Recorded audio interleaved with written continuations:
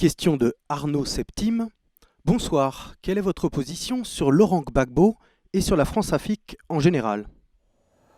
Alors c'est un sujet que j'ai déjà évoqué plusieurs fois. C'est un sujet qui est un petit peu accessoire par rapport à l'UPR, mais qui préoccupe quand même, à juste titre d'ailleurs, un certain nombre de nos adhérents, de nos sympathisants. J'ai dit et je redis une nouvelle fois que la France a hérité dans son histoire de liens avec l'Afrique qui sont des liens très importants, de même que l'Afrique a hérité de liens avec la France. Pour le meilleur ou pour le pire, si j'ose dire. Voilà. Je n'oublie pas, bien entendu, les drames de la colonisation. Ce que je dis, c'est qu'il faut aussi regarder vers l'avant et que, je l'explique dans certaines de mes conférences, actuellement la langue française est en très forte croissance au niveau planétaire grâce aux pays d'Afrique francophone, d'Afrique de l'Ouest. Selon les statistiques de l'Organisation internationale de la francophonie, il y avait 190 millions de francophones en l'an 2000, il y en a 240 millions en 2015, et il pourrait y en avoir jusqu'à 600 ou 700 millions en 2060, essentiellement une langue qui sera à 90% africaine. C'est autant dire que l'avenir de la France passe très largement par ses liens avec les pays du Sud et notamment les pays d'Afrique francophone. J'ai dit, j'ai redit et je redis que j'ai mis expressément dans mon programme la fin de la France-Afrique. C'est-à-dire, pour ceux qui ne le sauraient pas, on couvre de ce vocable de France-Afrique des relations de type néocolonial qui se sont nouées après les décolonisations et où, effectivement, un certain nombre de dirigeants africains ont été un peu traités par Paris comme les dirigeants européens sont traités actuellement par Washington, c'est-à-dire un petit peu comme des vassaux. Donc moi, je suis contre.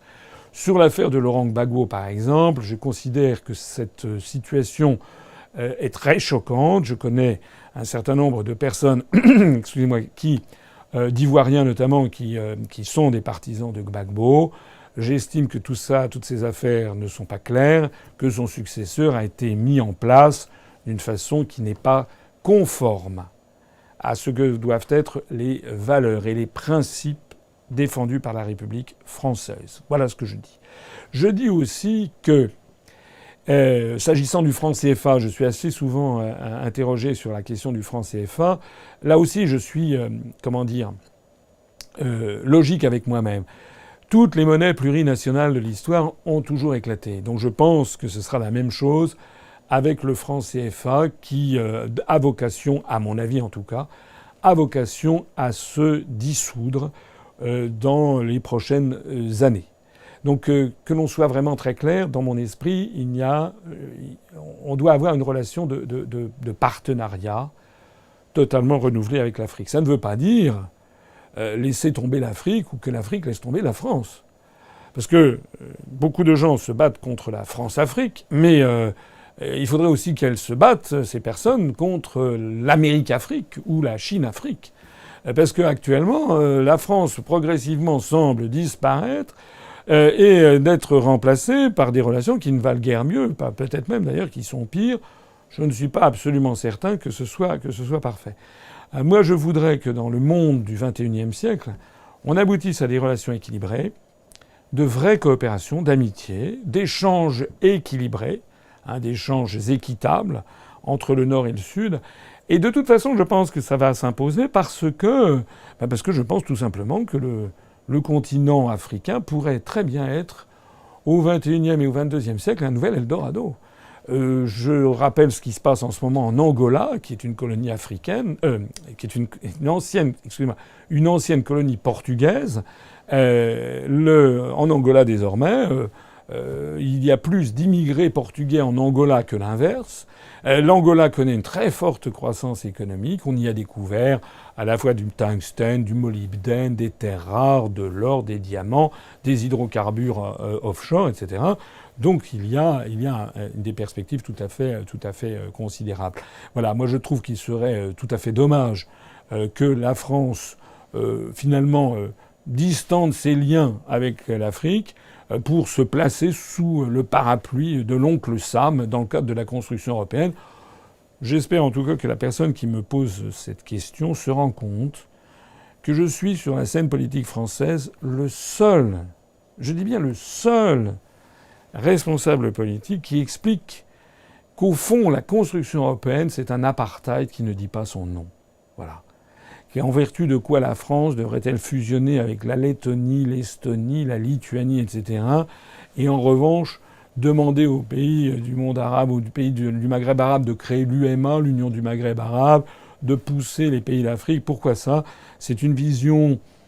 derrière cette vision continentale du choc des civilisations à l'américaine, c'est en fait une vision ancienne, anxieuse, ringarde et assez sulfureuse qui se cache. C'est cette vision comme s'il y avait des peuples torchons, des peuples serviettes, etc., etc. Non.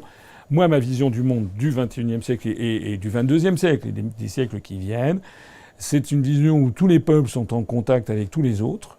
Il n'y aura d'ailleurs pas d'exclusivité pour l'Afrique francophone. Il est tout à fait normal que l'Afrique francophone, que les pays d'Afrique francophone aient des liens avec les États-Unis, avec la Russie, avec la Chine. Ça, bien entendu, il n'y a plus de chasse gardée. Mais néanmoins, il doit quand même rester entre l'Afrique francophone et la France. D'abord, il y a une histoire commune, des familles communes, des histoires migratoires communes, des économies communes, et puis des flux universitaires et éducatifs, et une langue partagée en commun.